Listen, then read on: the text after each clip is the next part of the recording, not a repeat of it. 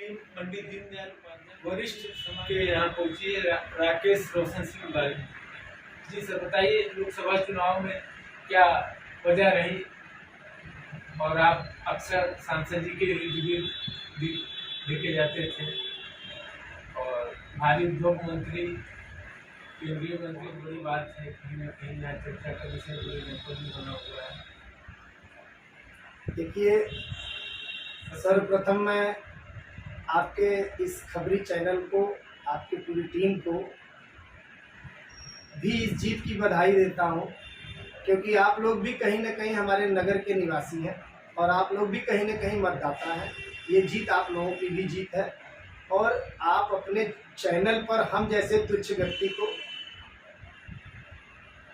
समय देने का जो आयोजन किए हैं और हमको इस लायक समझे हैं, उसके लिए भी कोटि कोटि आपको धन्यवाद करते हुए अब रही बात लोकसभा चुनाव की, तो चंदौली लोकसभा चुनाव अपने उत्तर प्रदेश के 80 सीट में एक अलग तरह का चुनाव था। ये चुनाव अब की बार चुनाव कम, चुनौती ज्यादा बन चुका था। ये चुनाव ना ही कोई राजनीतिक दल लड़ रहा था, ना ही कोई राजनेता लड़ रहा था, ना ही कोई समाज सेवी लड़ रहा था। ये चुनाव जनता ने अपने हाथ में ले लिया था और ये पूरा परिवर्तन चाहती थी, क्योंकि 10 साल बदहाल ये चंदौली को समझ में आ चुका था। तो ये जीत जो है वो जनता की जीत है, समाजवादी के कार्यकर्ताओं की जीत है, सर्व समाज के लोगों की जीत है। और इसमें मैं बहुत अगर गहराई से आपको बताऊं तो ये सही है कि मैं प्रत्याशी जी के इर्द गिर्द रहा और हमेशा जो है गांव-गांव घूमा, एक एक गांव टच किया। लेकिन जो है उस पर मैं ये कहना चाहूँगा कि सबसे ज़्यादा अगर कोई चीज़ हावी रही तो प्रत्याशी महोदय की एक एक गांव जाना और एक एक आदमी से मिलना, पहली प्राथमिकता जो। और दूसरा ये था कि एक हवा चली थी और उस हवा में श्रीमान अखिलेश यादव जी, जो समाजवादी पार्टी के राष्ट्रीय अध्यक्ष हैं, वो संविधान खतरे में है, ऐसी जब हवा चली तो उन्होंने आगे बढ़कर संविधान बचाने की लड़ाई को छेड़ा और उसमें बहुजन समाज के लोगों ने, सर्व समाज के लोगों ने बढ़ चढ़कर हिस्सा लिया और भारी मतदान किया। हम लोगों को सभी ने वोट किया और हम लोगों को आशा ही नहीं, पूर्ण विश्वास था कि ये जनता का जो वर्तमान सांसद के प्रति नाराजगी है, जो बदहाली है, ना किसी के यहाँ आना जाना, ना किसी के सुख दुख में पहुंचना, ना किसी का कुशल क्षेम लेना, ना कुछ उस तरह का उनके पोर्टफोलियो का काम 10 साल में नहीं दिखा, जिससे हम लोग एकदम विश्वास में थे कि हम लोग चुनाव जीतेंगे और वो परिणाम सामने आया जो आपको देखने को मिला। अच्छा सर, ये इसमें इंडी गठबंधन जब से हुआ है तो उसके वजह से भी इन्हें ज्यादा वोट प्राप्त हुआ, क्या वजह रही है?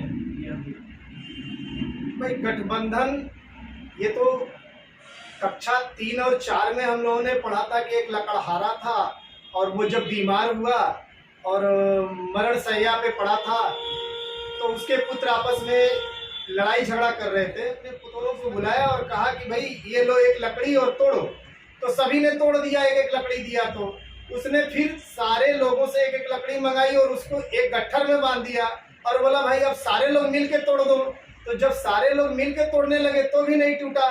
तो जहाँ संगठन होगा, जहाँ गठबंधन होगा, जहाँ कई लोगों का समावेश होगा तो मजबूती तो आएगी ही। और उसमें अखिलेश जी ने जो पीडीए का नारा दिया, पिछड़ा दलित अल्पसंख्यक, तो पिछड़ा दलित अल्पसंख्यक का उनका नारा और उस सेक्टर पे काम बिल्कुल जेन्युइन था और उसका रिजल्ट सामने देखने को मिल रहा है। कुछ लोगों ने प्रत्याशी को लेके ये कहा कि क्या वो पीडीए में आते हैं, तो मैं बताना चाहता हूं कि पीडीए सिर्फ पिछड़ा दलित और अल्पसंख्यक ही नहीं है, बल्कि उनकी लड़ाई को जो लड़ता है वो भी पीडीए ही होता है, वो भी पीडीए का ही सदस्य। अच्छा, ये बढ़ती महंगाई और बेरोजगारी, क्या यह भी मुद्दा रहा? लोकसभा चुनाव में? जी हाँ, देखिए, आप शिक्षा पे बात नहीं करेंगे, जी, आप बेरोजगारी पे बात नहीं करेंगे, जी, आप चिकित्सा पे बात नहीं करेंगे, जी, आप ना तो कोई शिक्षा का सेंटर आपने खोला, कौशल विकास मंत्री थे आप एजुकेशन मिनिस्टर थे, आपके पास भारी उद्योग मंत्रालय था।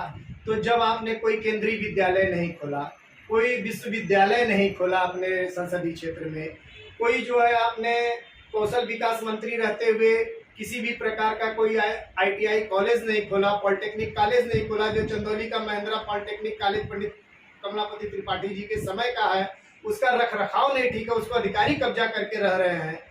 तो जब आप कोई चीज अपने पोर्टफोलियो का बनाए ही नहीं, कोई उद्योग लगाए ही नहीं, तो कहीं ना कहीं तो बेरोजगारी, शिक्षा, भय, भ्रष्टाचार सबको लेके जनता में एक जो है बदलाव का यहाँ लहर चल रहा था, और उस लहर का हम लोगों को भरपूर जो है सहयोग किया। और सर ये कह रहे थे कि अगर मुख्य मार्ग छोड़ दिया जाए तो जनपद में बहुत सारे मार्ग क्षतिग्रस्त है, उस पर आप क्या करना चाहेंगे? आपके सांसद जी चुने गए हैं, क्या उस पर वो काम कर पाएंगे? चूंकि प्रदेश में सरकार भी नहीं है आपकी। देखिए, लोग ऐसा भ्रम जाल फैलाते हैं कि कोई भी बटन दबाइएगा तो कमल के फूलवे पर उठ पड़ेगा। वो आपका माइंड वॉश करते हैं ताकि आप कमल के फूल का ही दबाइए। तो उसको इस चुनाव ने नकार दिया। उसी तरह, ठीक उसी तरह सरकार किसी भी दल की हो, सरकार की अगर कोई योजना आती है तो वो पूरे प्रदेश में लागू होगी, और देश की योजना है तो पूरे देश में लागू होगी, न कि समाजवादी के सांसद के यहाँ नहीं लागू होगी, कांग्रेस के सांसद के यहाँ नहीं लागू होगी, केवल बीजेपी के सांसद के यहाँ लागू होगी। तो कोई भी शासन से अगर कोई योजना चलेगी तो उसका लाभ हर संसद सदस्य को मिलेगा, उसका लाभ हर व्यक्ति को मिलेगा।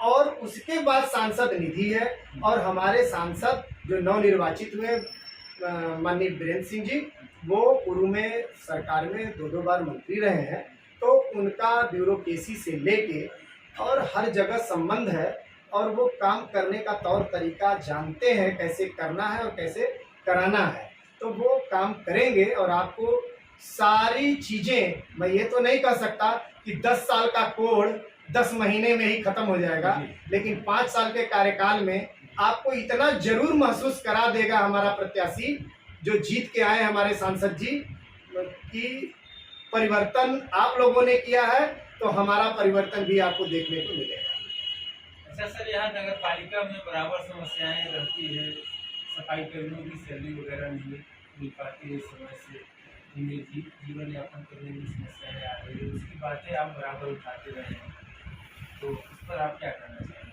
इसमें कुछ सहयोग कर पाएंगे आपके साथ?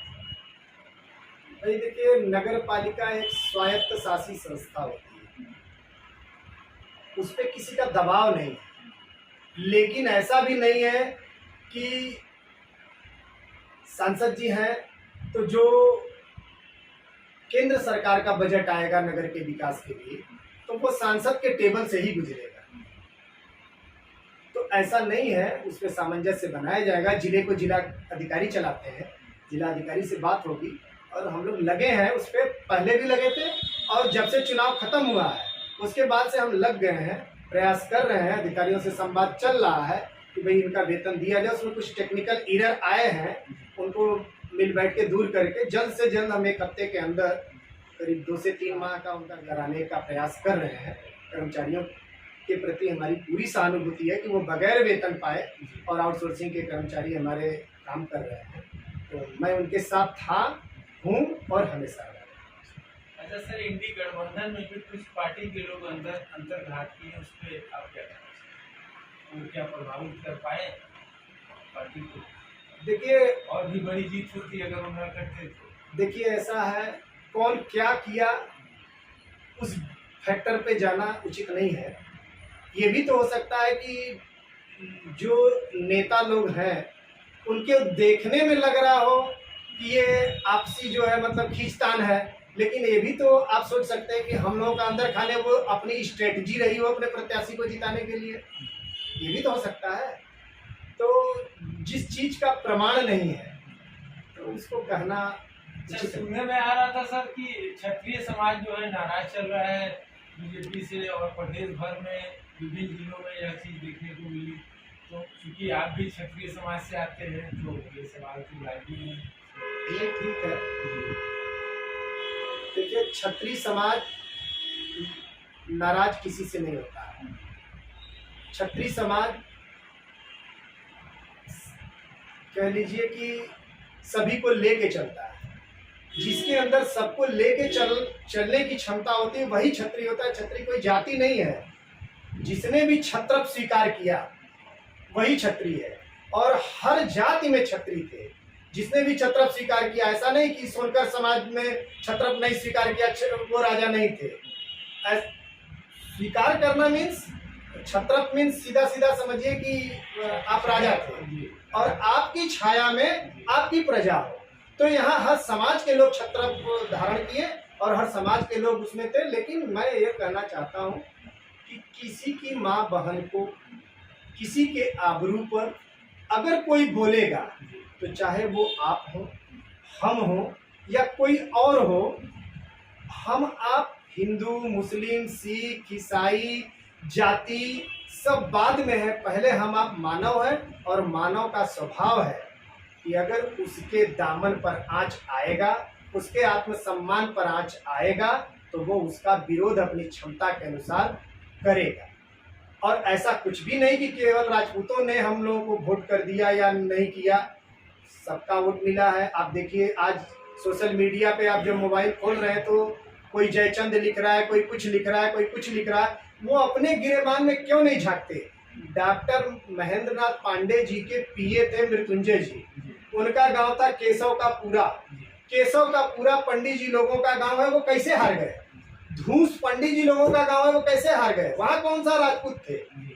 अरे बड़बोलापन है, चाहे जो बोल ले, चाहे जो जिसको आरोप लगा ले, लेकिन मिला ना हमें। तो हमें हर वर्ग ने दिया, हमें बिंद भाइयों ने दिया, हमें बिहार भाइयों ने दिया, हमारा जो कोर वोट था MY का वो भरपूर मिला। उसके बाद हमारे क्षत्रिय भाइयों ने जम के दिया, उसके बाद ब्राह्मण समाज ने दिया, हमारे जो रावत समाज ने जम के दिया, हमारे जो है धरकार समाज ने जम के दिया, हमारे जो है वाल्मीकि समाज ने जम के दिया, राजभर ने दिया, हमें वोट समाज विश्वकर्मा लोगों ने दिया, हमें हर तरफ से मिला। बाजार का वैश्य मतदाता हम लोगों को दिया, तब तो हम 13,500 से आगे हुए मुगलसराय में। मुगलसराय विधानसभा में 13,000 से आप चुनाव जीते हैं। ये इस बात का प्रमाण है कि आपको मुगलसराय में लोगों के भौकाल को काटते हुए, लोगों के फर्जीफिकेशन को काटते हुए, लोगों के हवाबाजी को काटते हुए आपको 30,000 ज्यादा वोट दिया। तब ना आप जितने से माइनस होते थे उसको मेकअप किए और 13,500 की बढ़त ली। तो ये इस बात का प्रमाण है कि हमें हर समाज ने दिया। क्योंकि बीजेपी का वोट शहर में ही माना जाता है और चंदौली जिले का शहर देखा जाए तो मुगलसराय ही नगर है। और इस नगर से लगभग 13,000 वोटों से हारे। और चूंकि यहाँ सत्ता पक्ष के विधायक जी हैं रमेश जायसवाल जी, उनका भी फैक्टर काम नहीं आया। देखिए, माननीय विधायक जी सम्मानित पद पे आसीन है, सम्मान है उनका। लेकिन देखिए, जनता के वोट से हम आप जीत के हमको आपको ये ताकत मिली है। और अगर हम जनता को ही आंख दिखाने का काम शुरू कर देंगे, हम अगर दावा कर देंगे कि 2 लाख से हमारा प्रत्याशी जीतेगा और कोई रोक नहीं पाएगा, तो वो ताकत तो जनता के पास है ना कि किसको रोकेगी, किसको पहुंचा देगी। इसी तरह के एक माननीय जी और थे, 15 अप्रैल को उनका केंद्रीय कार्यालय का ओपनिंग था डॉक्टर साहब का, तो उसमें उन्होंने वक्तव्य दिया था कि 500 वोट भी राजपूतों का वीरेंद्र सिंह नहीं पाएंगे। और आप लोगों ने भी देखा होगा वीडियो में। और अगर वो 500 वोट का आंकड़ा क्रॉस कर जाएंगे तो मैं राजनीति से संन्यास ले लूंगा। और डॉक्टर साहब, आपको मैं आश्वस्त करना चाहता हूं कि हम लोग आपको 2 लाख से चुनाव जिताएंगे। तो भाई अब उनकी मर्जी है, जिसके जो मन में आया वो कहा। हम लोग अपना काम कर रहे थे, वो लोग भाषण दे रहे थे। तो वो 2 लाख वोट कहाँ गया? और वीरेंद्र सिंह तो 500 नहीं, कई हजार पा गए राजपूतों का वोट। तो अब उस संदर्भ में क्या कहा जाए? वो सब चुनाव है, चुनाव में थोड़ा बोल वचन बिगड़ जाता है और वो चुनाव तक ही सीमित रहना चाहिए। चुनाव के बाद सब एक दूसरे के हैं, पूरा भारत एक है और पूरे भारत के नागरिक एक हैं। पूरे भारत के नेता एक है, जनता है। चलिए, खबरी पोस्ट से बात करने के लिए बहुत बहुत धन्यवाद सर।